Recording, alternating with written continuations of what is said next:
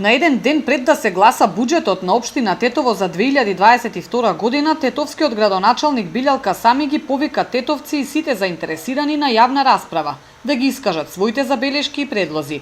Решил да биде транспарентен, но се чини малку задоцнил. Нејасно е како би се зеле во обзир предлозите и би се вметнале во буџетот, кога веќе утре на совет ќе се гласа истиот.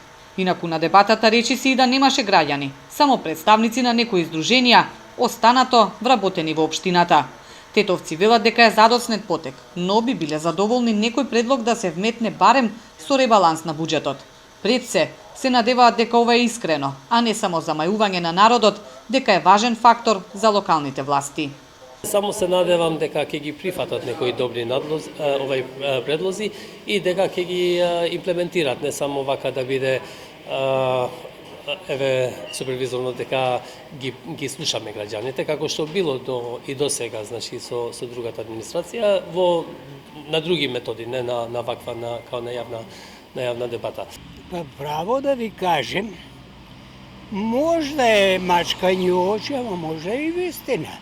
Не може однапред човек да суди. Ќе видимо тоа, ќе покаже времето. Инаку транспарентноста на општина Тетово изминативе неколку години е речиси никаква, особено за медиумите. Поранешната градоначалничка Теута Арифи беше невозможно да се договори за изјава, освен кога имаше некој настан. А често пати и сами ги снима активностите, па праќаа материјали на новинарите без можност за прашања. Со доаѓањето на нејзино место, Касами вети дека ова ќе го поправи, но засега се чини тешко му оди. Продолжува практиката за активностите да дознаваме од социјалните мрежи или соопштенија, а за официјално побарани прашања на адреса на општината се чека со денови, за на крајот да не се добие одговор.